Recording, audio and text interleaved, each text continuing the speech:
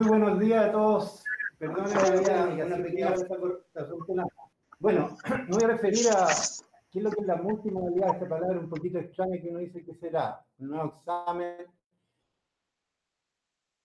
La verdad es que, a ver, en las últimas décadas, podríamos decir con seguridad, voy a sacar esto, perdonen, en las últimas décadas, en realidad ha habido una explosión de nuevas imágenes en el estudio de enfermedades retinales, o sea, la cantidad de nuevos equipos que han salido, cada equipo con un montón de aplicaciones y cada aplicación con un montón de información, la verdad es que hace muy difícil poder manejar toda esa información en un ambiente como el de nuestras consultas. Por un lado, tenemos, como digo, esta tremenda cantidad de información que está disponible. Yo creo que en cualquier clínica, y la Clínica Pastel no es la excepción, tenemos todos los equipos que, como digo, dan un sinfín de posibilidades de estudio, pero muchas veces nos vamos quedando con lo esencial. Simplemente a veces, por ejemplo, en el estudio de enfermedades maculares, un simple OCT estructural, y no vamos más allá, con lo cual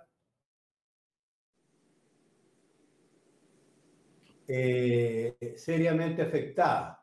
Y es porque la complejidad de la consulta actual, que cada vez tenemos que hacerla más rápido, con mayor cantidad de protocolos de seguridad, los pacientes, por otro lado, están cada vez más informados, hacen muchas preguntas, hay que contestárselas bien, etcétera, etcétera, etcétera, hacen que al final, entonces, si bien es cierto, podemos tener a nuestra disposición una serie de imágenes diagnósticas, no las utilizamos y muchas veces no las conocemos. De tal manera, cuando hablamos de imágenes multimodales, uno dice, ¿será algo nuevo? No, en realidad es simplemente un análisis para el cual la verdad es que requerimos del concurso de nuestros mejores aliados, que son los tecnólogos, y aprovecho de agradecerles a todos ellos el conocimiento, la dedicación, la responsabilidad y el compromiso que tienen con los pacientes y con nosotros para permitirnos, digamos, estudiar de la mejor manera a nuestros pacientes.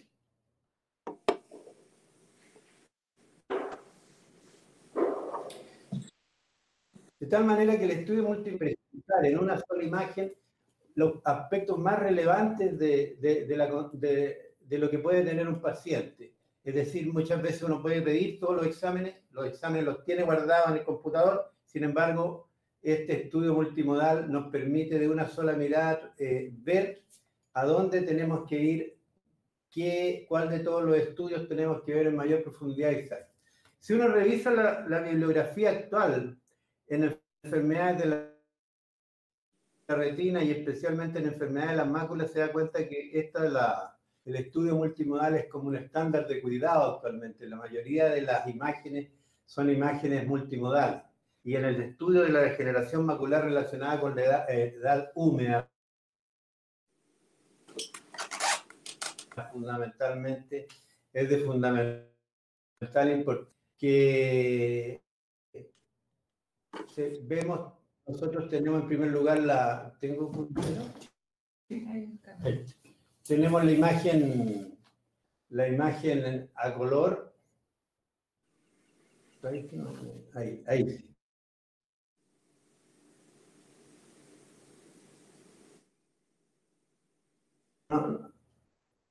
No me funciona el puntero, no sé qué le pasa, está imantado, parece.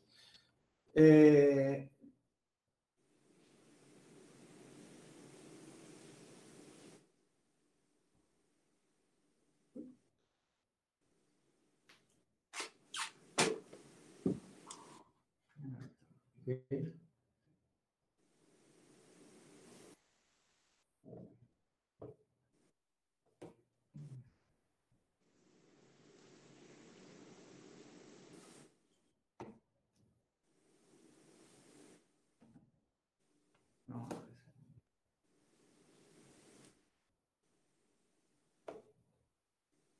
Igual deberíamos ponerlo. Está como... No importa, a ver. Ya, no importa, vamos a hablar así sin puntero nomás. Ustedes en la imagen de arriba a la izquierda tenemos la fotografía color que nos muestra un fondo de ojo que no se ve tan alterado a primera instancia.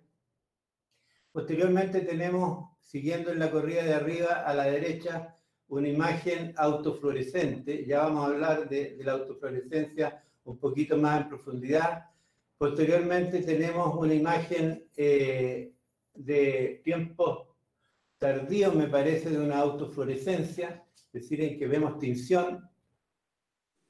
Posteriormente vemos imágenes de indocianinografía, que es extraordinario, nos permite dibujar toda la malla vascular de un paciente. Y las tres imágenes de la segunda corrida son todas imágenes de indocianinografía. En la tercera corrida vemos el llamado EDIO-CT, que es espectacular. Es una imagen de alta resolución que nos permite ver de una sola manera el ojo, prácticamente como si lo estuviéramos viendo en un corte estructural. Aquí por el espacio de una diapositiva no podemos agrandarlo, pero tengo imágenes posteriormente. Me parece que es esta misma. Y finalmente vemos el estudio de angiografía OCT, que nos da cierta información que no nos da la angiografía tradicional. Es decir, todas estas imágenes son complementarias y para una buena disquisición diagnóstica y un adecuado estudio diagnóstico y una efectividad diagnóstica y terapéutica, la verdad es que nosotros debemos irnos acostumbrando a utilizar todas estas imágenes y para poder, digamos, llegar con mayor precisión a un tratamiento. La siguiente. Acá vemos en un poquito mayor detalle lo que estaba diciendo. En el primero hay una imagen de fotografía, ¿verdad?, que nos muestra una cierta decoloración en un sector. Hay otras lesiones más hiperpigmentadas. Si vemos la autofluorescencia, hay una gran mancha negra. Esa gran mancha negra significa que ahí no hay epitelio pigmentario, no hay fotorreceptores. Posteriormente a la derecha, como decía, hay una imagen hiperfluorescente, ya en etapas tardías, significa que aquí hay cierto grado de tinción, o sea, hay alguna estructura que está tomando la fluorescencia y probablemente hay cierto grado de difusión. Habría que estudiarlo más en detalle revisando la angiofluorescencia. Posteriormente tenemos abajo el estudio angiográfico que nos revela que el pattern de vasculopatía en el área macular son vasos gruesos. Entonces, pueden ser vasos que no tienen tantas arborizaciones terminales de capilares. Por lo tanto, todos esos elementos nosotros tenemos que tenerlo en cuenta cuando indicamos la frecuencia de un tratamiento, la frecuencia de los controles, es decir, de alguna manera, todos estos son factores pronósticos. Si revisamos el EDIO-CT,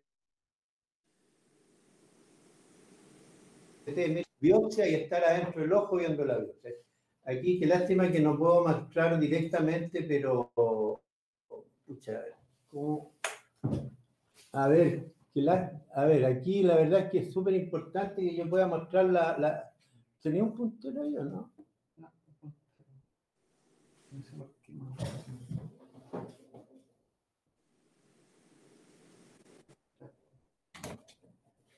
Esperemos, porque en realidad es bueno poder mostrar lo que estamos viendo ahí.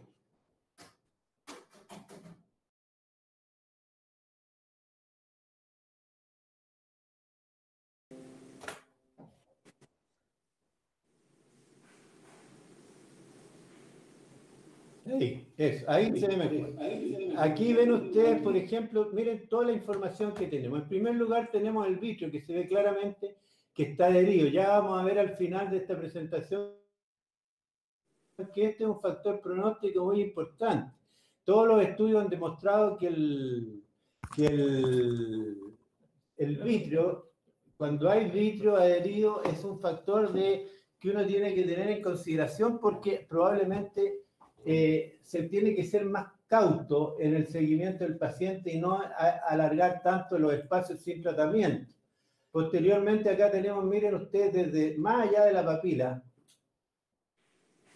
papila hasta bastante temporal del área macular, podemos ver todo prácticamente. O sea, en esta misma paciente que nosotros veíamos un área negra, esa área negra la paciente no ve.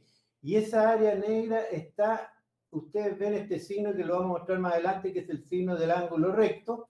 Ven ustedes que viene la limitante externa y cae abruptamente acá. Esto es porque acá ya se ha atrofiado todos los fotorreceptores y esto da pauta de la imagen negra que veíamos en la autofluorescencia. O sea, en esta zona nosotros sabemos con certeza que la paciente no está viendo. La paciente está viendo por esta área, que es el área de desprendimiento de epitelio pigmentario que tiene esta paciente y que son, sabemos por lo demás, que son vasos de neovascularización que están mezclados con fibrosis, etcétera, etcétera. Por lo tanto, de una sola mirada, el 0,3 que tiene esta paciente, nosotros lo explicamos. Esta paciente está con una lesión parafoveal y nosotros todo nuestro tratamiento tiene que ir dirigido a esto, a preservar esta área que le está permitiendo a la paciente ver la visión que tiene. Por lo demás, cada vez más tenemos el estudio de la importancia de las capas coroideas, que las podemos ver también en esta imagen. Aquí ven ustedes estos grandes vasos que se ven espectaculares, estos grandes troncos que son la capa de Haller. Posteriormente hay una capita que se ve bien acá, podríamos decir, esta capa más finita que probablemente corresponde a la coriocapilar. Y después viene el epitelio pigmentario que vamos a ver posteriormente. Y el estudio angiográfico, como ustedes ven, la angiografía por tomografía óptica coherente es un complemento de la angiografía con colorante. ¿Qué es la angiografía por tomográfica, digamos? Es simplemente nos capta. Ustedes saben que la tomografía óptica coherente es un examen de hiperreflectividad, la luz se refleja, ya vamos a verlo con más calma, y esto, cuando añadimos a esto un efecto Doppler que nos permite captar las señales que están en movimiento, nos permite entonces nosotros decidimos tratarla, a pesar de que en la indocianinografía se veían troncos gruesos, pero acá vemos que hay capilares finos. Por lo tanto,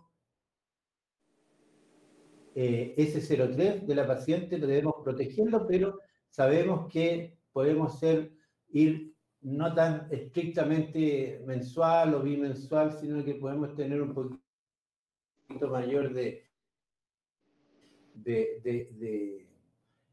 vamos a seguir. Acá vemos este signo, aquí se ve mucho mejor el signo del ángulo recto, en que sabemos que viene acá, vienen todas las estructuras de la capa de los CT, digamos, las células de las capas de células ganglionares, la plexiforme interna, posteriormente tenemos la capa nuclear interna, la plexiforme externa, etcétera, etcétera. Acá tenemos la capa nuclear externa que corresponde al núcleo de los fotorreceptores. Acá tenemos esta capa que es la capa elipsoidal, que no corresponde a otra cosa, sino que a la mitocondria de los fotorreceptores, etcétera. Y acá tenemos esta importante área que es el epitelio pigmentario. Cuando el epitelio pigmentario no está, caen los fotorreceptores que están por arriba y caen también automáticamente la coriocapilar que está por debajo. Se pierde todo,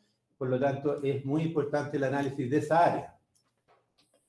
Acá vemos, por ejemplo, esto era un análisis multimodal. Nosotros en la consulta muchas veces nos llega un montón de información digamos, dispersa, que tenemos que ir abriendo, que tenemos que ir compaginando, que tenemos que darle el mismo zoom, la misma orientación, y la imagen multimodal no es otra cosa que esto. O sea, en el fondo el tecnólogo informado elige las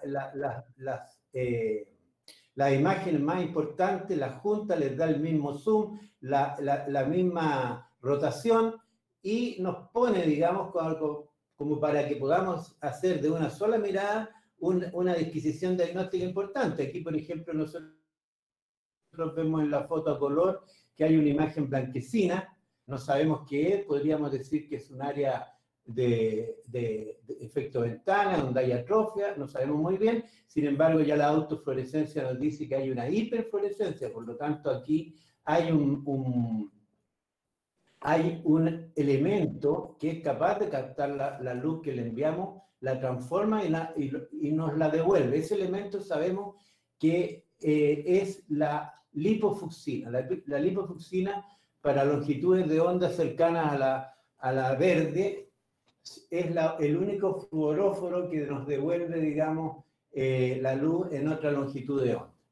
Posteriormente tenemos la imagen de angiofluoresceinografía que nos demuestra aquí una cierta hiperfluorescencia. Esta hiperfluorescencia se mantiene en esta área, pero acá vemos claramente que hay una imagen que filtra. Hay un escape de colorante. Este es el complemento que nos da la angiofluoresceinografía tradicional a las imágenes que vemos en la angiografía por OCT, o sea, angiografía por colorante, angiografía por OCT son complementarias. Acá vemos la imagen estructural en el OCT en que vemos que hay un desprendimiento de epitelio pigmentario. Acá vemos la capa de epitelio pigmentario que se ve muy bien en esta área, junto con la elipsoidal, están bastante juntas, y acá esto se levanta.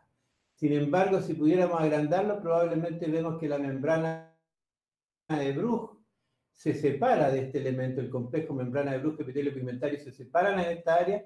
La membrana de Bruch, ahí en esa fina imagen podemos verla, por lo tanto está la membrana de Bruch y por arriba está el epitelio pigmentario.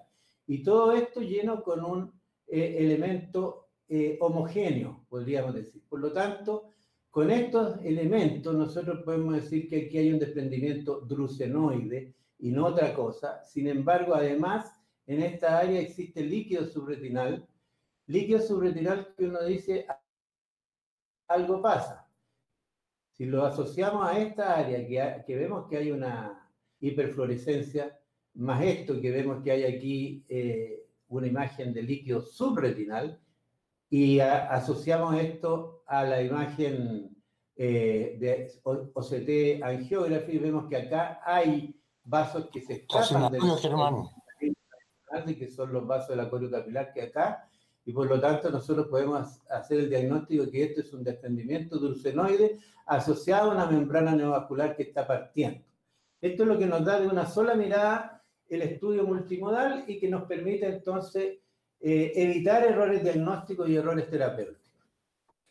Si vemos un poquitito más en profundidad los elementos que conforman los estudios multimodal, vemos la fotografía del fondo. La fotografía del fondo, bueno, no vamos a profundizar mucho, pero es un elemento fundamental. En el fondo nos replica lo que vemos nosotros en nuestros pacientes y lo podemos volver a ver y ver y ver y comparar entonces con lo que estamos viendo en las otras imágenes. Acá vemos justamente un desprendimiento de epitelio pigmentario con cierta hiperpigmentación y una sinfín de... Ahora, los tipos de fotografía actuales son muchos. Tenemos la fotografía con flash blanco tradicional, pero tenemos toda la gama de... No se escucha el audio. Tomografía óptica coherente que podemos estudiar con longitudes de onda específicas y ver entonces, contrastar lo que nosotros queremos contrastar en el fondo. Por ejemplo, la fotografía libre de rojo, que es la llamada negrita también, en que vamos a utilizar como la libre de rojo, estamos simplemente utilizando longitudes de onda cercanas a los 500 micrones. Eso nos permite, son longitudes de onda medianas a cortas, por lo tanto se chocan con las primeras estructuras que están en el fondo de ojo y nos permiten dilucidar mejor todo lo que son las finas profundo. Utilizamos un filtro rojo, decía, con cero verde, pero 100% de la luz empieza a reflejar, entonces hacer mejores análisis de la fotografía. Tenemos entonces el uso de filtros, que es lo que acabo de comentar, las fotografías panorámicas, que son espectaculares, y las fotografías con montaje, especialmente para lo que son los estudios de geografía OCTA. Acá vemos justamente en un ejemplo lo que nos puede dar. En esto aquí podríamos nosotros confundir estas áreas. Esta es una fotografía tradicional. Podríamos confundir esta área simplemente con drusa. Sin embargo, cuando en la foto blanca, digamos, todavía podrían ser confundidas. Sin embargo, cuando la vemos acá, vemos que son zonas de atrofia asociadas a estas otras múltiples imágenes de drusa. ¿Qué pasó? Bueno, esto es para lo mismo, simplemente que nosotros cuando vemos entonces la fotografía a color, debemos fijarnos en algunas estructuras que sean estructuras de referencia, porque generalmente son los vasos sanguíneos, los cruces, la bifurcación de los vasos, como para poder saber un elemento, una lesión al fondo de ojo. Aquí corresponde esa lesión exactamente en la fotografía o en el estudio autofluorescente para no tener errores diagnósticos. Segundo punto serían las autofluorescencias. Bueno, y vamos a llegar, tú me avisas, como hasta los 8:45 por último, podemos seguir más adelante porque veo que ya son 25 para las 8. En fin, vamos a ir rápido, yo creo que no voy a alcanzar a terminar, pero la autofluorescencia, en el fondo, ¿qué es? Lo que ya decía, la autofluorescencia es un examen que cada vez cobra mayor importancia porque nos habla de la fisiología, del funcionamiento del epitelio pigmentario. El epitelio pigmentario es el elemento central, es la base sobre la cual se estructura nuestra visión. El epitelio pigmentario falla su estructura que está inmediatamente arriba, que son los segmentos externos de los fotorreceptores, y falla la estructura que está inmediatamente por debajo, que es la coriocapilar. Por lo tanto, es fundamental saber cómo está la salud del epitelio pigmentario. Y cuando hacemos una autofluorescencia, lo que se nos está reflejando es luz que ha cambiado su longitud de onda. Nosotros, el equipo manda una longitud de onda cercana a 500, probablemente manda a través de un filtro, por lo menos en los exámenes tradicionales mandaba a través de un filtro que se llama filtro de emisión y que permitía el paso solamente de todo el espectro de luz blanca, pasaba solamente la luz cercana a 500 micrones. Esa luz se reflejaba y volvía para ser captada por el elemento de registro cuando era cambiado o sea, solamente podíamos ver las estructuras que permitían cambiar su longitud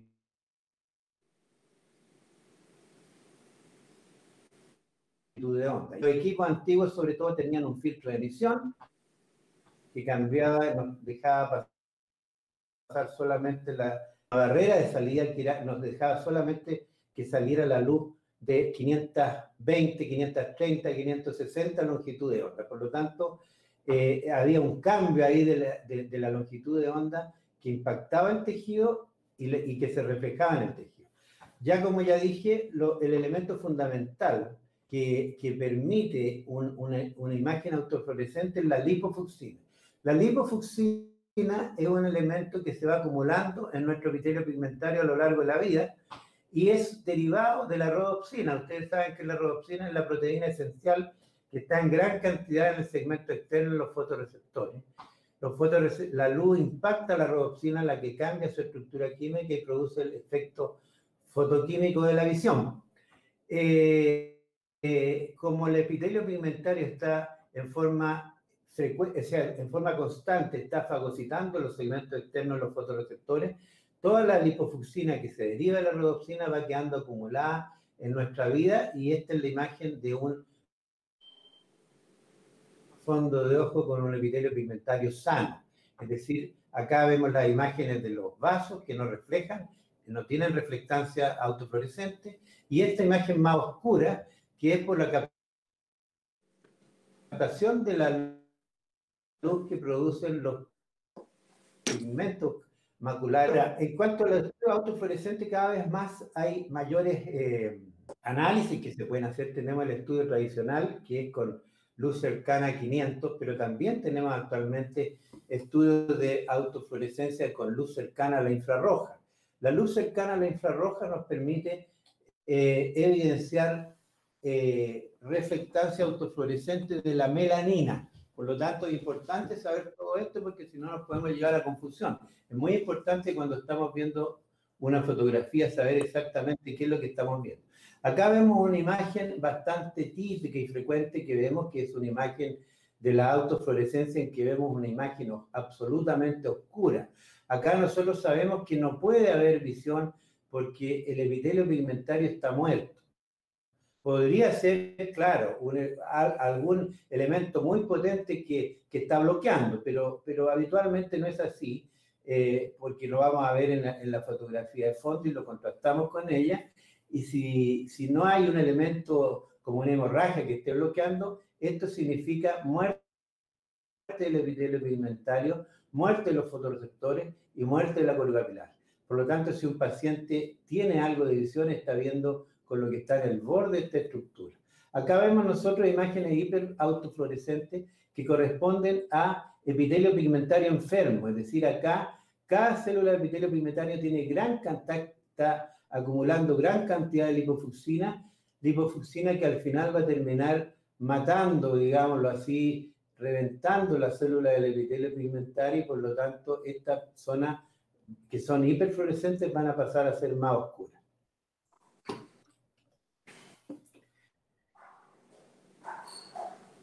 Y como digo, tenemos la autofluorescencia infrarroja. Por ejemplo, acá nosotros vemos una lesión que, bueno, a la imagen, a la luz, se ve claramente que es una lesión oscura, ¿verdad? De aspecto café, por lo tanto, probablemente corresponde a un NEUS. Y esto no hace otra cosa que certificar si es que nosotros efectivamente comprobamos que lo que estamos viendo es una autofluorescencia infrarroja, que esto corresponde a melanina.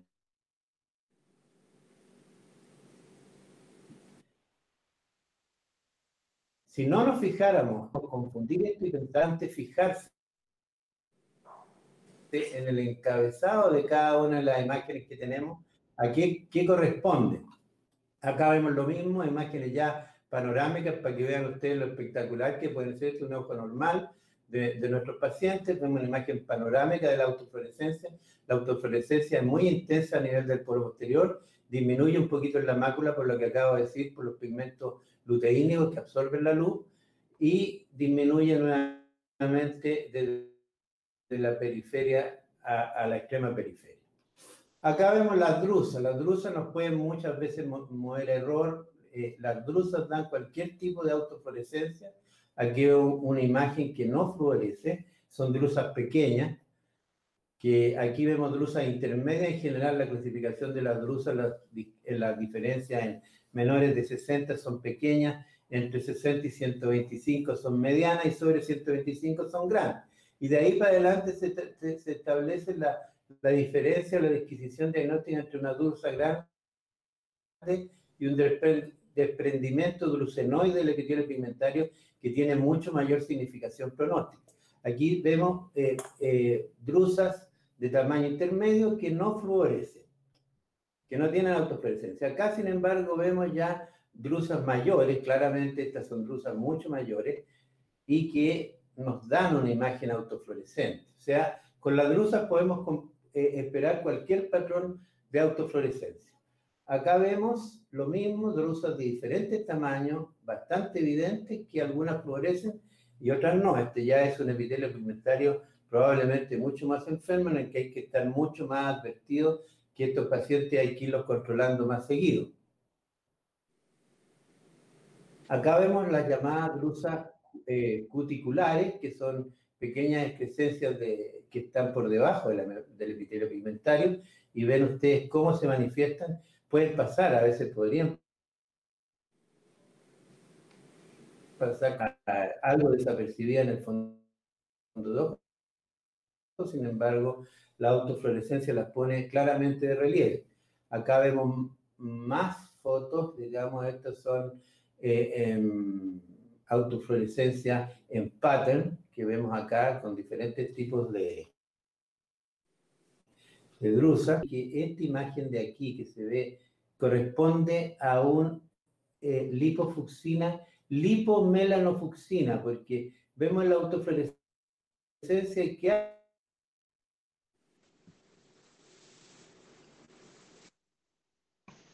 melanofucsina, por lo tanto hay pigmento y por otro lado hay fluorescencia, porque la melanina unida a la lipofucsina nos da una proteína intermedia que puede fluorecer. Aquí vemos ya un epitelio mucho más enfermo con un patrón reticular. Las drusas reticulares se han llamado también pseudodrusas porque si uno hace unos CT estructurales, estas no están por arriba del epitelio pigmentario, perdón, no están por debajo del epitelio pigmentario, sino que están por arriba y tienen mucho mayor importancia pronóstica. Aquí vemos ya diferentes patrones, como ya mostraba, de imágenes de atrofia del epitelio pigmentario con un borde hiperfluorescente que ya explicaba. Aquí vemos imágenes de atrofia en multilobular, con que vemos claramente que el epitelio pigmentario está enfermo. De tal manera que la autofluorescencia hay que irle dando cada vez más importancia porque nos habla de la fisiología, del comportamiento, de la función que puede estar teniendo entonces los fotorreceptores y el complejo Bruch, epitelio pigmentario y fotorreceptor. Angiografía con colorantes, no la hemos dejado, no han pasado de moda, porque nos dan información que es importante, que es fuera de delinearnos la zona en que se aposa el colorante, la tinción de los colorantes nos dan la importante información de las áreas que están filtrando, es decir, vasos que están anormales, que están enfermos y a los cuales se les escapa el colorante. Eso todavía, desde el punto de vista fisiopatológico, es de gran importancia para estudiar mejor nuestros pacientes, digamos. Bueno, evidentemente que utiliza un colorante, que es la fluoresceína sódica, y que nos permite entonces delinear claramente toda la estructura vascular retinal. Aquí vemos una lesión ya hiperfluorescente clarísima. Esta es una membrana neovascular que probablemente está por arriba del epitelio pigmentario, lo que se ha llamado membranas tipo 2. Las membranas se clasifican en dos tipos. Tipo 1, técnica. Tipo 1, el diabético, es de los jóvenes. En la membrana neovascular es lo mismo, pero al revés. La membrana neovascular tipo 1 es la de los pacientes añosos, que es la que crece por debajo del epitelio pigmentario. La membrana, el diabético tipo 2 es el diabético de más edad. Acá en membrana neovascular es al revés. La membrana neovascular tipo 2 es la que se produce más frecuentemente en pacientes más jóvenes y es una membrana neovascular que crece por arriba del epitelio pigmentario, es decir, está entre la capa de fotorreceptores y el epitelio pigmentario. Aquí vemos justamente una membrana tipo 1, dado que no hay elementos que prácticamente la bloqueen. Esto es lo que antes hablábamos de membranas clásicas, y si no estaban ubicadas en el centro foveal, las podíamos fotocoagular. Actualmente con los tratamientos antiangiogénicos, bueno, nosotros no nos metemos en esta profundidad. Tuvimos un tiempo, y yo todavía tengo pacientes en los cuales fotocoagulamos estas lesiones, porque el estudio de fotocoagulación subfoveal demostró que efectivamente los pacientes tenían una mejor evolución a largo plazo. O sea, era mejor un paciente que tuviera una cicatriz de un tamaño conocido que un Kuhn Junior que ocupara todo el polo posterior. Y por ahí todavía tengo algunos pacientes dando vuelta con fotocoagulaciones que han mantenido visiones de 0,3, incluso 0,4. Bueno, rápidamente la hiperfluorescencia, la angiofluorescenografía nos da diferente información. Hay que recordar que la hiperfluorescencia puede ser por tinción también, es decir, por elementos que que captan la fluorescencia y la mantienen. Estas son lesiones que no va, cuando la fluorescencia está tiñendo algún elemento, la hiperfluorescencia no va más allá de los límites de la lesión.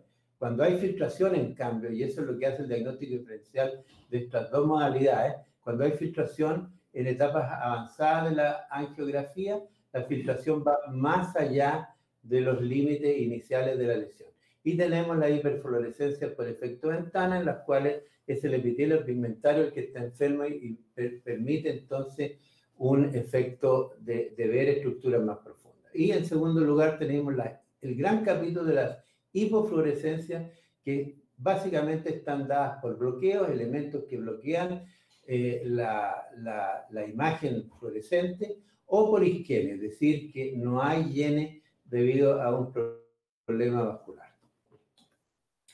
El otro gran capítulo es la indocianinografía, que la verdad es que hoy por hoy es que podemos asistir a un estudio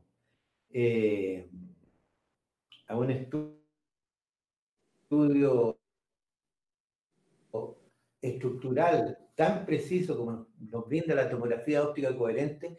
La importancia de la indocianinografía es mucho mayor, es decir, nosotros podemos correlacionar exactamente las imágenes que pueden estar tiñéndose o mostrándonos donde hay un elemento, un vaso anormal a nivel de la coreo capilar.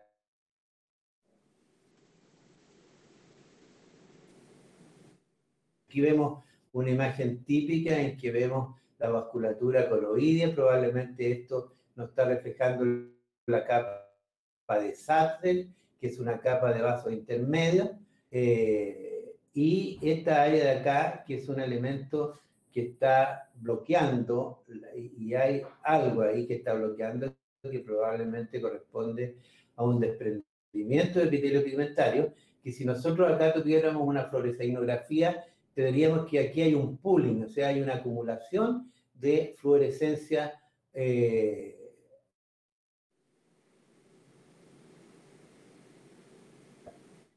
Sin embargo, para saber si existe algún vaso de estructura anormal, la indocianinografía lo pone en evidencia. Recordar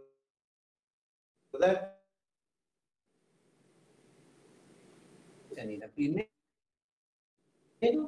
que el examen lo hacemos con luz infrarroja. La luz infrarroja, como es una luz de gran longitud, o sea, de longitud de onda larga, penetra los tejidos y nos permite entonces entrar mucho más en la estructura.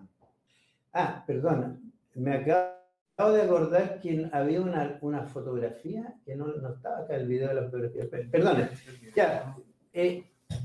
A ver, volviendo a lo que estaba hablando. Aquí hay una imagen hiperfluorescente que si tuviéramos nosotros, como digo, solamente una angiofluoresceinografía, veríamos una acumulación de fluoresceína homogénea, de la misma densidad, sin matices, y no sabríamos si hay algún vaso que está generando esto o es simplemente un desprendimiento así de otra causa. Pero la indocianinografía, con esta capacidad de la luz infrarroja penetrar hacia estructuras que están más allá del epitelio pigmentario. Y por otro lado, la capacidad que tienen la indocianina verde de unirse fuertemente a las proteínas sanguíneas hace que el colorante no difunda por las fenestraciones de los vasos de la coreo capilar y nos permite dibujar esta estructura que es claramente anormal. Entonces que nosotros tenemos que llegar a la conclusión de que se trata de un neovaso, que es el que está causando este desprendimiento de epitelio pigmentario. Aquí vemos lo espectacular de la indocianinografía, o sea, nos puede dibujar exactamente toda la patología que podríamos encontrar a nivel de la coloide y la patología que podríamos encontrar a nivel del área macular. Así que es espectacular todas las imágenes que nos dan. Y por último tenemos la vedette de esta presentación, que es la tomografía de coherencia óptica, y que como siempre pasa en la vida, cuando una cosa es muy buena, nos causa el peligro de olvidar lo viejito, pero que no es tan malo, como por ejemplo quedarse exclusivamente con la tomografía con el OCT, y a veces también se ha dicho por ahí que hacer solamente un OCT de un corte, es como querer casarse con una niña y que está con mascarilla y uno no la ve por completo, por decirlo así. Es decir, no es una buena práctica tener tomografías OCT de un corte. Debemos siempre tener una imagen completa. Es como querer comprar una casa, no sé, y verla sola.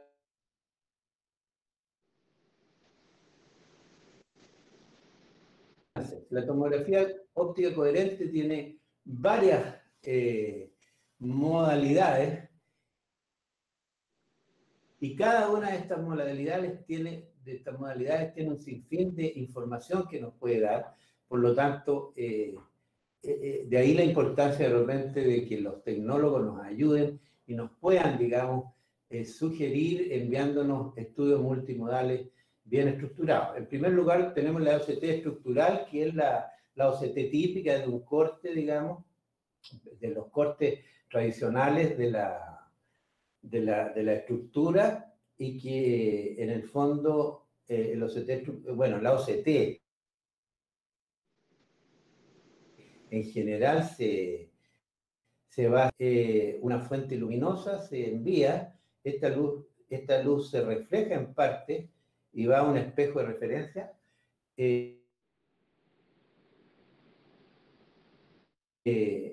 Y otra parte de esta luz queremos estudiar, en este caso, la mácula. Antiguamente, con las con los equipos que tenían esta modalidad de estudio de time domain, este espejo de referencia era móvil, basculaba, se movía. Por lo tanto, entonces, cuando la imagen que se reflejaba producía cierta interferencia, que chocan, digamos, dos ondas visuales que chocan, pueden anular su efecto si están en fase opuesta, o pueden incrementar grandemente ese efecto si están en la misma fase. O sea, ese cambio de intensidad de la interferencia era lo que medían estos equipos y nos daban señales hiperreflectantes o hiporreflectantes.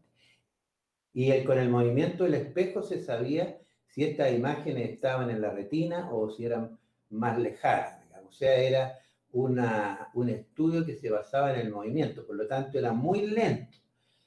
Las cosas cambiaron radicalmente cuando se cambió esta modalidad de time domain por la modalidad que vemos acá, que es la spectral domain, o sea, la luz que se reflejaba en el tejido con la luz que venía del espejo fijo, se hacía pasar por un filtro de difracción que, a través de fórmulas matemáticas, permitía calcular cuál era la distancia del tejido que estábamos estudiando. Y por lo tanto, esto fue un gran avance que permitió de 400.000 imágenes por segundo, de 40.000 imágenes por segundo, llegar a 400.000 o niveles mucho mayores de imágenes por segundo, que dieron la alta calidad de las imágenes que tenemos ahora con Spectral Domain.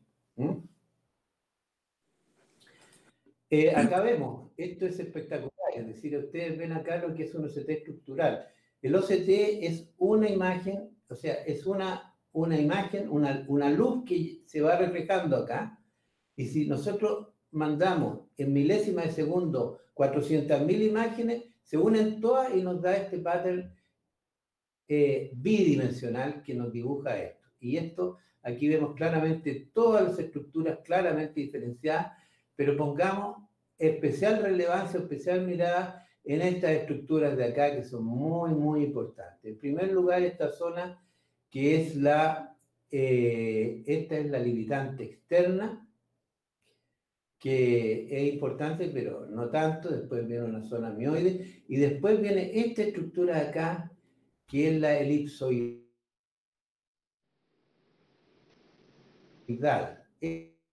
Esto en gran medida acumulada acá, Y cuando esta zona se pierde, quiere decir que la estructura del fotorreceptor está perdida.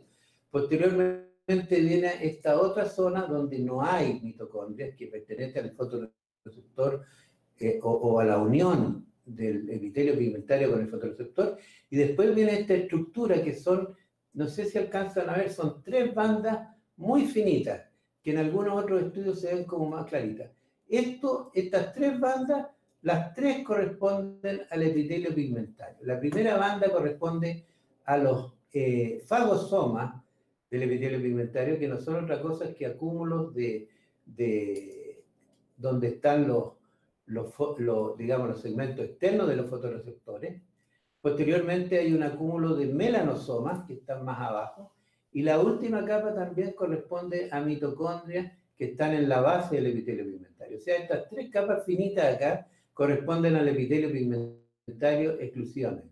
Y posteriormente tenemos a la coriocapilar, que en otras fotos se puede ver que es finísima. Después tenemos esta estructura intermedia, que es la capa de Sattler, y después tenemos los grandes vasos coroideos, que corresponde a la capa de Haller. Todas estas estructuras pueden dar origen a patología. Acá vamos nuevamente el OST y vamos a terminar ya. Vamos a dejar hasta aquí la presentación porque se me fue todo el tiempo. Pero acá, perdona, déjame terminar con esto nomás.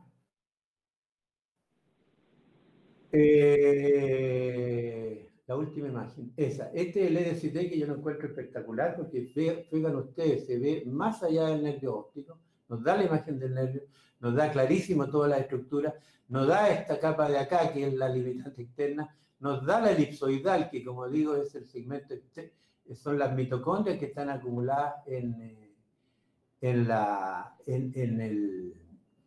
el fotorreceptor.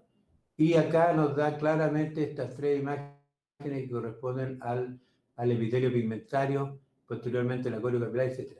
Se me perdieron varias imágenes, pero no importa. Yo creo que vamos a dejar hasta acá porque la presentación era mucho más extensa y la verdad que el tiempo se fue. Así que le agradezco la paciencia y si hay comentarios, adelante y muchas gracias.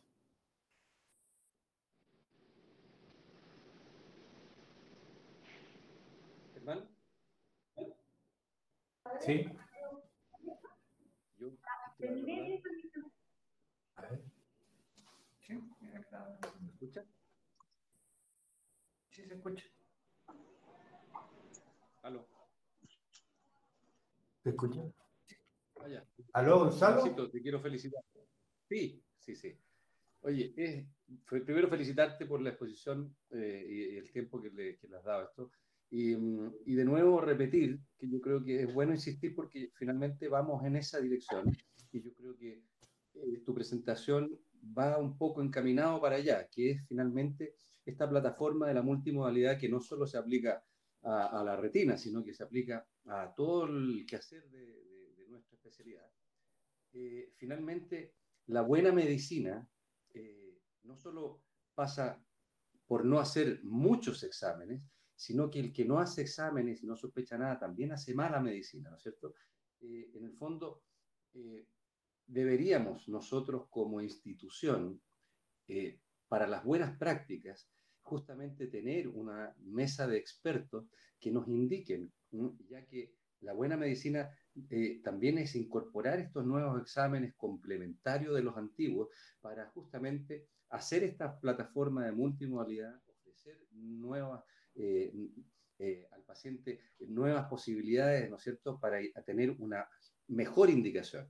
Y como clínica, ¿no es cierto?, sería muy bueno que pudiéramos ir... ¿Hola? Como clínica pudiéramos justamente ir teniendo un paquete de exámenes que son todos complementarios y que, como te digo, esto de la multimodalidad yo encuentro que efectivamente no es nuevo, ¿no? Pero hoy hay tanto examen y justamente deberíamos tener una mesa de expertos que nos ayude a generar esa cantidad, ese paquete de exámenes. Sí, yo creo que esa es la tendencia.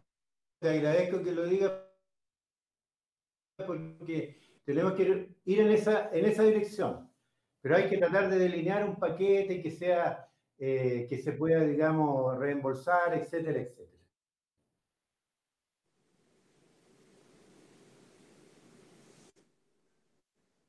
Te agradezco el comentario.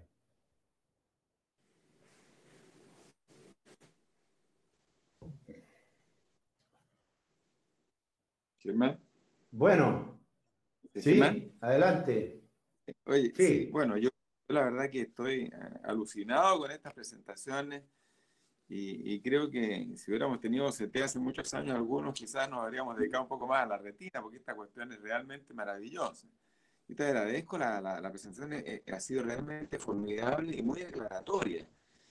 Ahora, imagino que con el acceso a este tipo multimodal permite, digamos, la revisión de muchos casos y permite, digamos, identificar si el tratamiento que se hizo en tal momento o tal otro fue el adecuado. Yo creo que además como un elemento de estudio retrospectivo, digamos, de pacientes que han sido sometidos a distintas, digamos, aplicaciones, me parece extraordinariamente importante porque creo que con el mismo computador este estudio multimodal permite identificar los patrones, digamos, que nosotros debemos seguir. Yo coincido con Gonzalo en el sentido de que el acceder, digamos, a esto es maravilloso porque permite identificar qué pacientes se pueden tratar con tal cosa o con tal otra. Yo creo que eso es muy relevante para nosotros, digamos.